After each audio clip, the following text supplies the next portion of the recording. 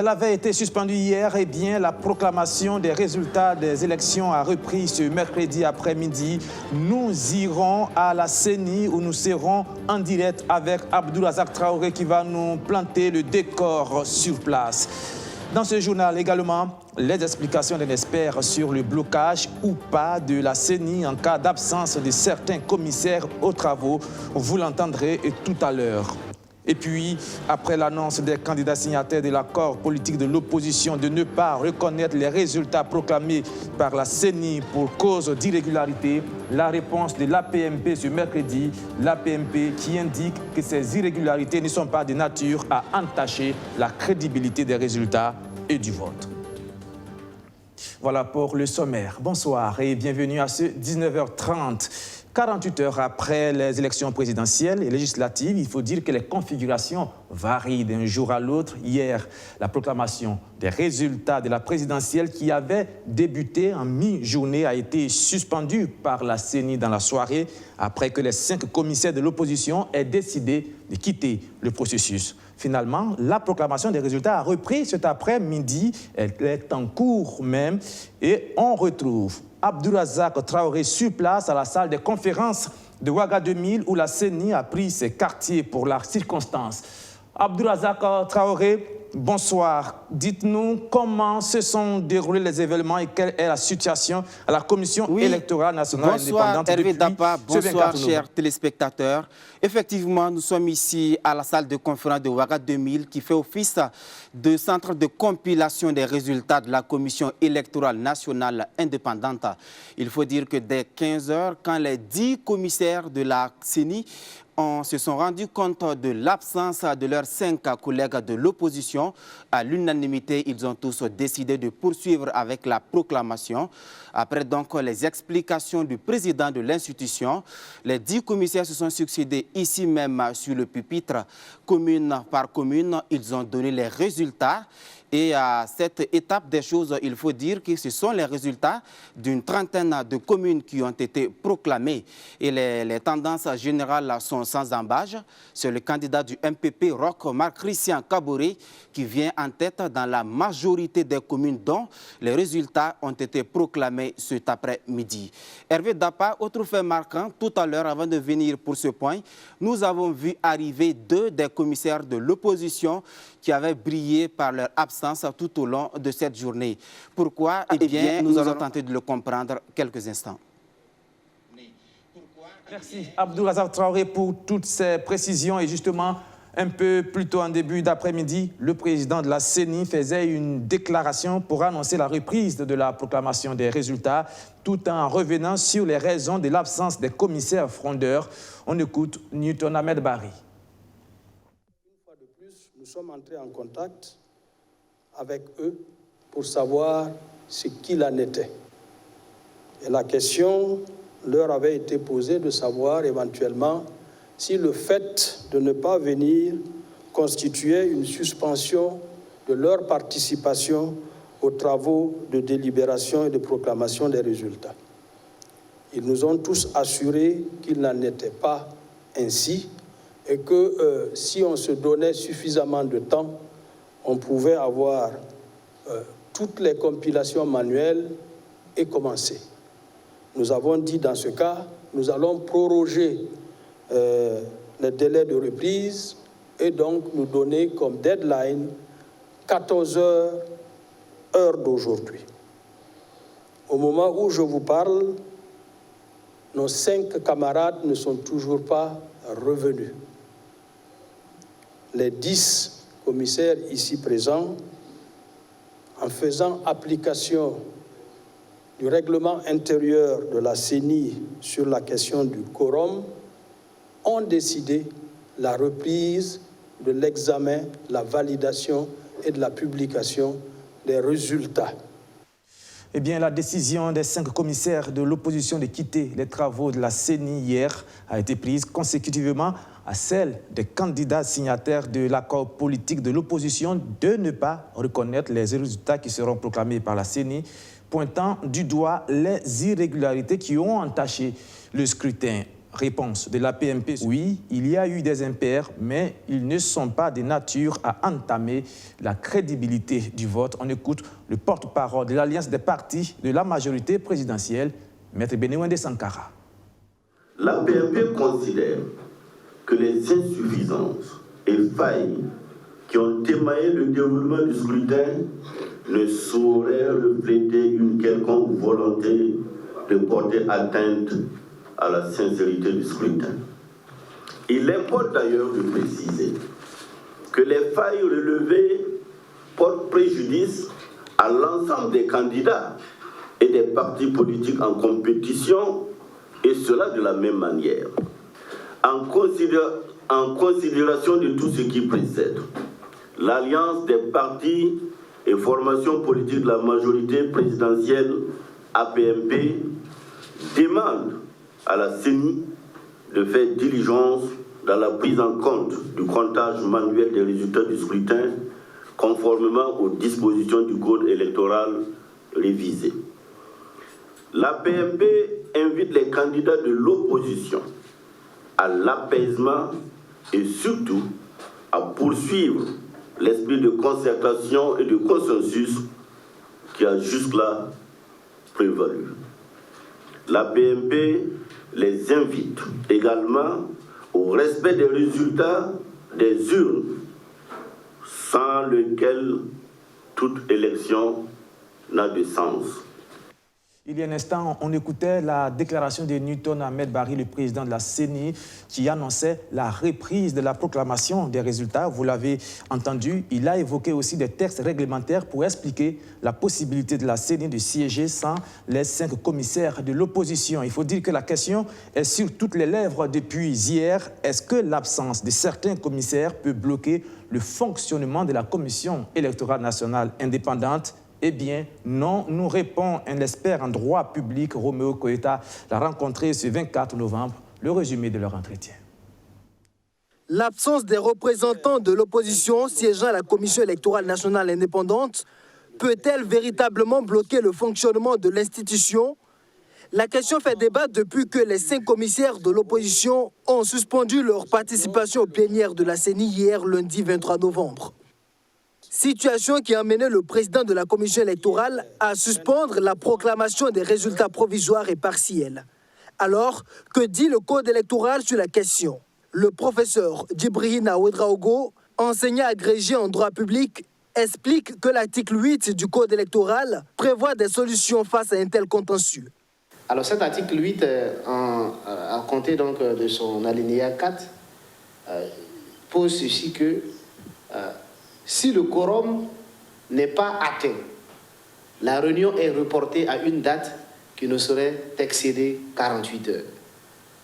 Dans ce cas, la réunion se tient quel que soit le nombre des membres présents. Donc, ce qui veut dire que dans la situation actuelle, si le président de la CENI constate toujours l'impossibilité pour son institution de siéger faute de quorum, il n'avait donc, conformément à cette disposition, à reporter la réunion. Mais au-delà de 48 heures, on n'a plus besoin, en tout cas on n'est plus obligé d'atteindre le quorum qui était initialement prévu. Et je reprends, quel que soit le nombre de membres présents. Mais même au pire des scénarios où l'institution électorale serait dans l'incompétence de donner les résultats, le Conseil constitutionnel peut tout de même proclamer les résultats après expiration du délai imparti à la CENI, comme ce fut le cas de la Côte d'Ivoire en 2010. Oui, on se retrouve presque dans cette configuration, parce qu'en Côte d'Ivoire en 2010, le code électoral donnait normalement 3 jours à la CEI, Commission électorale indépendante là-bas, pour pouvoir proclamer les résultats provisoires. Et on était déjà au-delà des 72 heures, ce qui a fait que le Conseil constitutionnel s'est auto-saisi. Alors chez nous, est-ce qu'on va arriver à cette situation ivoirienne? Parce que le code donne un délai plus important que ce qu'on a en Côte d'Ivoire, puisque la CENI a 7 jours pour proclamer, et le code même rajoute qu'elle peut encore demander 3 jours supplémentaires au Conseil constitutionnel.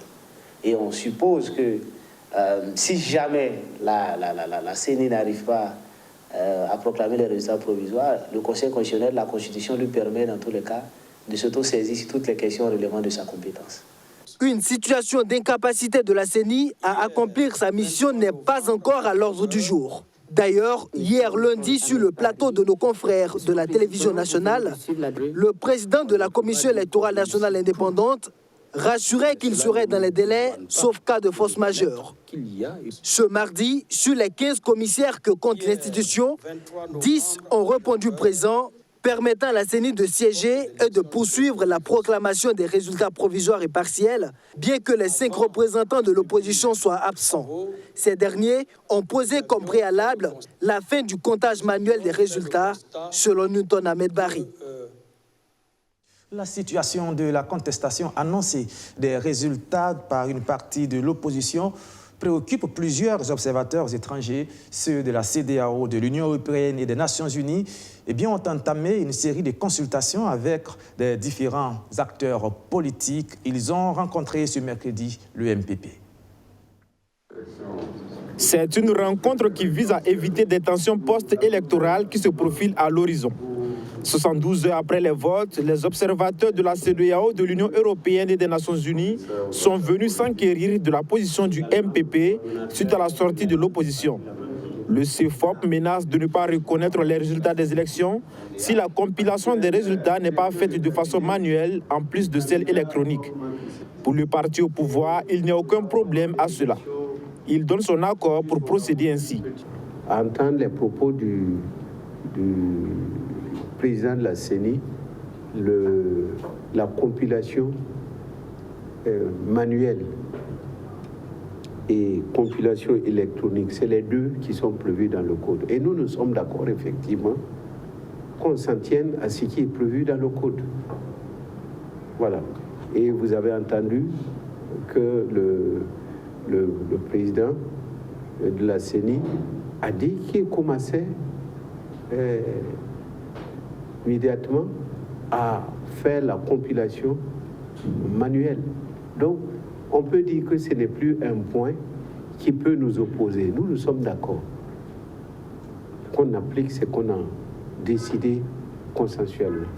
Dans ces différentes récriminations, le chef de file de l'opposition fait aussi état de vote des citoyens dans certaines zones où il n'était pas prévu des élections. Sur ce point, le MPP demande au juge des élections de prendre la décision qui sied. Si on n'avait pas prévu et qu'il y a eu des élections, il n'y a aucun problème à résoudre cette question qui est facile à résoudre. Voilà. Là où on devait ouvrir des bureaux de vote et qu'on n'a pas ouvert, là également, ça a été, disons, ça a impacté aussi bien la majorité que l'opposition. Voilà. Donc, à ce niveau-là, bon, qu'est-ce qu'il faut faire? Est-ce que, alors que nous sommes tous soumis à ces désagréments, qu'est-ce qu'il faut faire? Nous sommes open. Et toute décision qui doit sortir de là, nous, on n'a aucun problème, aucun problème. Avant le mouvement du peuple pour le progrès, les observateurs étrangers avaient rencontré les partis de l'opposition signataires de l'accord politique. Les observateurs ont pu recueillir leur avis sur la situation politique actuelle. Elle a déployé au total 3800 observateurs sur toute l'étendue du territoire national. La CODEL fait le point de ses travaux. Une quarantaine d'alertes liées à des dysfonctionnements ont été réceptionnées. Mais pour la CODEL, ces éléments ne sont pas de nature à décrédibiliser les résultats du scrutin. Analyse faite au cours d'une conférence de presse. Le compte rendu de Benjamin Kwame. Il y a eu plusieurs irrégularités dans les élections du 22 novembre. Ces irrégularités, révélées par la Convention des organisations de la société civile pour l'observation des élections, se rapportent à la non-disponibilité de matériel électoral dans certains bureaux. Absence de liste électorale, d'isoloirs, de procès-verbaux, absence de bulletins pour les législatives, pour ne citer que ceux-ci. À cela s'ajoute la distribution erronée de bulletins de vote pour les législatives. Par exemple, à Pama, région de l'Est, province de la Kompienga, plus de 35 personnes ont voté avec des bulletins de vote destinés à une autre province. Le même problème nous a été signalé à Oundé, à Bobo-Dioulasso et à Kombissi. Nous avons constaté l'absence ou l'arrivée tardive de forces de sécurité dans certains bureaux de vote dans la région du Nord, cas de Mako, Kaseba, Samou, Zongo, Zondoman à Boursi et à Tangay. La CODEL a enregistré également des violences dans cette élection, mais elles sont plutôt verbales, saccage d'affiches, intimidation et achat de conscience. Sur la quarantaine d'irrégularités révélées, 90% ont été résolus par la CENI, indique la CODEL. Les dysfonctionnements qui ont marqué ces élections ont été résolus entre 6h et 9h entre la CODEL et la CENI. Par exemple, l'ouverture du bureau de vote, l'absence de matériel dans certains endroits. Et c'est le travail patient que nous avons fait, qu'a fait la CODEL. Alidou Ouedraogo précise également que ces dysfonctionnements n'attachent pas la crédibilité des votes. À ce jour, la CODEL se réserve le droit de déclarer qu'il y a eu des fraudes dans cette élection. Pour la reprise du dépouillement des votes, l'organisation souhaite entamer des pourparlers avec la CENI et les acteurs politiques pour une issue favorable sur la question. Et sans transition, place maintenant à notre invitée de ce soir, Antoinette Pouya-Sawadogo. Bonsoir, madame. Bonsoir. Vous êtes rapporteure générale de la Commission nationale des droits humains, la CNDH. Et vous avez aussi déployé des observateurs pour l'élection du 22 novembre dernier. Quelles sont vos conclusions? Ok, merci beaucoup. Il faut dire que la Commission nationale, créée par loi en 2016, a reçu pour mandat de promouvoir, de protéger, de défendre les droits humains sur l'ensemble du territoire national. À cet effet, elle a reçu mandat d'assurer la surveillance des droits humains en période électorale. Donc, ce qui fait que cette année, la Commission a exécuté ce mandat-là. Et pour ce mandat, le dispositif qui a été mis en place par la Commission nationale des droits humains, c'est effectivement d'arriver à suivre la question spécifique des droits humains en période électorale, ce qui est une première et ça différencie de l'observation générale dont fait généralement les différents acteurs. Donc, à ce sujet, la Commission nationale a recruté des observateurs et des moniteurs. Les moniteurs, c'est... Au nombre de combien? Au nombre de 237 moniteurs. 237 moniteurs, observateurs. C'est ça. Et à cet effet, la Commission nationale a déployé dans 7 régions du Burkina Faso, donc les 2 grandes régions Ouagabougou et également les 5 régions qui sont en proie à l'insécurité, à savoir la région du Sahel, de l'Est, du centre-nord, du nord et de la région de la boucle du Moun. Donc, dans ces différentes régions, nous sommes représentés par des commissaires qui sont dans ces régions-là, qui suivent avec les observateurs et moniteurs qui sont des locaux dans ces différentes régions-là pour nous rapporter les incidents liés aux droits humains. On voit que tout est bien organisé et bien huilé. Et justement, en termes de protection des droits humains, qu'est-ce que vos observateurs ont vu et quelles conclusions est-ce que vous pouvez tirer pour ces élections du 22 novembre passé? Ok, merci beaucoup. Il faut dire que pendant la phase de campagne, on a pu observer les incidents que nous avons relevés au niveau de notre plateforme. Il faut dire qu'il y a une plateforme qui a été mise en place au niveau de la Commission nationale. Et cette plateforme est chargée de recevoir les incidents que les observateurs partagent avec le comité de veille. Et ce comité de veille est chargé de vérifier l'information. Parce que quand on reçoit une information, on est dans une période sensible, il faut vérifier la véracité de l'information. Après cette étape de vérification qu'on a eue avec les différents acteurs au niveau national, notamment la CODEL et le WANEP, nous a permis d'aller à une seconde étape qui consistait à faire l'analyse. Après cette analyse de la situation, on apportait une réponse. Et cette réponse-là, vous verrez que dans notre dispositif, on transmettait nos rapports au quotidien au président de la CENI, au président du Conseil supérieur de la communication. Et ce que les rapporteurs et ce que nos moniteurs et observateurs ont pu relever, c'est que pendant la campagne, on a assisté à des propos menaçants, notamment qui provenaient de certains leaders religieux, ou leaders coutumiers plutôt, et également des leaders politiques. Des leaders coutumiers et politiques qui menaçaient d'autres personnes. Voilà, et ça concernait souvent les femmes et les personnes déplacées internes. Nous avons relevé cela. Et il y avait aussi des discours sur des propos stigmatisants sur des populations, ethnicistes sur les candidats et les populations. Donc, il y avait aussi la distribution d'argent, de vivres, de non-vivres, de gadgets que nous avons observés à travers nos observateurs et moniteurs sur le terrain. Et ça concerne que la période de la campagne. Et pour le jour du scrutin, ils avaient aussi une feuille de route. Il s'agissait de regarder les critères droits humains. Et à cet effet, nos observateurs, en tout cas, ont enrichi notre cellule de veille avec beaucoup de bases d'informations. Quelques grandes lignes de ces observations. De ces observations, il faut relever qu'on a noté, comme tout le monde l'a relevé déjà, c'est l'annulation et la fermeture de certains bureaux de vote dans les régions du Sahel, de l'Est et de la boucle du Moun. Il s'agissait également... Pour des raisons? Pour des raisons de sécurité. C'est bien de le préciser. C'est ça. Et deuxièmement, il s'agissait de certains électeurs qui étaient en possession de leur carte d'électeur qui n'ont pas pu exercer leur droit de vote. Troisièmement, il y a le cas d'altercation entre militants que nous avons observé le jour du scrutin. Et ensuite, nous avons également noté, là c'est quand nous sommes allés sur le terrain, nous avons vu de nous-mêmes que les personnes en situation d'handicap étaient obligées de traîner pour aller exercer leur droit de vote. Nous avions fait un élément sur une personne handicapée qui avait des difficultés pour voter. Il a été aidé par ses voisins, mais il tenait forcément à accomplir son devoir civique. C'est un élément qui est passé sur nos chaînes de télévision et qui vient corroborer ce que vous dites. Allez-y, madame. OK, merci beaucoup. Donc, vous voyez que ces personnes-là, on devrait au moins avoir des dispositifs qui permettent de préserver la dignité de ces personnes quand elles sont dans le mandat d'exercer leur droit de vote. Et il faut dire aussi que...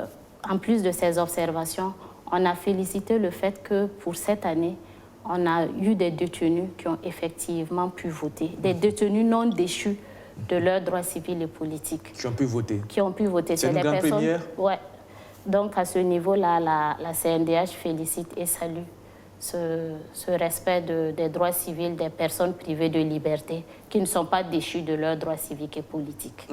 En termes de conclusion, qu'est-ce qu'on pourrait dire de l'impact de tous ces événements sur le scrutin? Pour ce qu'on peut dire, c'est que c'est juste dire qu'on a eu vraiment on a noté aussi des failles comme tout le monde dans l'organisation du scrutin. Mais au niveau côté droits humains, c'est vraiment dire aux différents acteurs de recourir aux voies de recours qui sont objectivement les juridictions qui ont compétence de regarder ces questions-là pour que les décisions viennent de ces institutions. Parce que la CNDH fait des observations, elle fait des recommandations aux autorités compétentes. Donc nous invitons les acteurs à saisir les juridictions pour que ces institutions et juridictions qui ont reçu le mandat et le pouvoir de donner un avis juridique sur ces situations-là. Ces situations. Alors, vous savez que l'actualité, c'est que les partis de l'opposition, certains candidats de l'opposition commencent déjà à contester les résultats à venir. Certaines personnes craignent une crise post-électorale. Et vous savez que quand il y a crise, les droits humains sont très souvent bafoués. Qu'est-ce que vous avez, en tant que CNDH, à dire par rapport à cette situation? Ce que nous avons à dire, c'est vraiment d'exhorter. Et on exhorte fortement nos acteurs politiques à aller vers les voies de recours légaux. C'est ce que nous sommes dans un état de droit, donc il faut faire prévaloir le droit. Et le communiqué du procureur incite même les différents acteurs à recourir, dès qu'ils ont des preuves, à saisir les juridictions.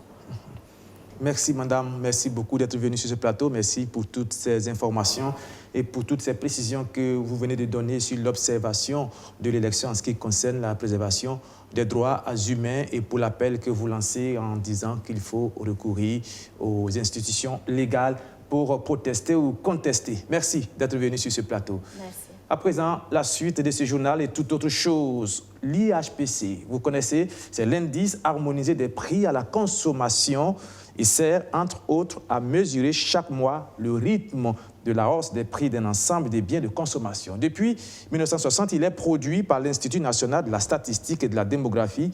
L'INSD a présenté officiellement l'indice national qui est passé de 101 à 106 entre janvier et septembre, une augmentation due en partie à la pandémie de la COVID-19. Toutes les explications à Archimède Boy. La pandémie de la Covid-19 a eu des répercussions sur la hausse des prix d'un ensemble de biens de consommation au Burkina Faso. C'est ce qui ressort de la présentation officielle de l'indice harmonisé des prix à la consommation publié ce jeudi par l'INSD, l'Institut national de la statistique et de la démographie. De janvier à septembre de cette année, il a connu une hausse avec l'apparition de la maladie à coronavirus.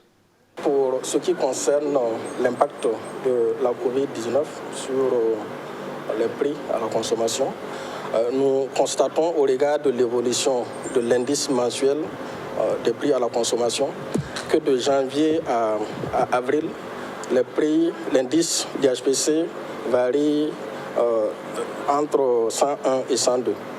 Mais à partir de mai jusqu'en septembre, l'IHPC varie de 104 à 106 et cela montre que d'une manière générale, les prix ont connu une hausse à partir du deuxième trimestre par rapport au premier trimestre. En lieu et place de l'indice concernant la seule ville de Ouagadougou, l'INSD produit depuis 2017 ces chiffres à l'échelle nationale. Des chiffres qui s'appuient désormais sur les données de base de l'année 2014 au lieu de 2018. De quoi assurer des résultats de qualité. Avec l'indice l'année de base 2014, la couverture s'est améliorée. Maintenant, la collecte des données se fait dans 5 localités, notamment les régions du centre, de l'Est, des hauts bassins, du Sahel et du Nord. Et donc ça, c'est un gain qualitatif qu'on a au niveau de l'indice 2014. Il y a aussi la question d'adaptation aux habitudes de consommation. Comme vous le savez, les habitudes de consommation des ménages varient d'une période à une autre. Et l'indice devrait normalement s'adapter à ces évolutions. L'indice harmonisé des prix à la consommation sert à mesurer chaque mois le rythme de la hausse des prix d'un ensemble de biens de consommation. Il comprend plus de 700 variétés suivies dans 2137 points de vente repartis sur l'ensemble du territoire national. Et c'est la fin de ce journal. Merci de l'avoir suivi. Je vous donne rendez-vous demain à la même heure, c'est-à-dire à 19h30 pour une autre aventure de l'information. Au revoir.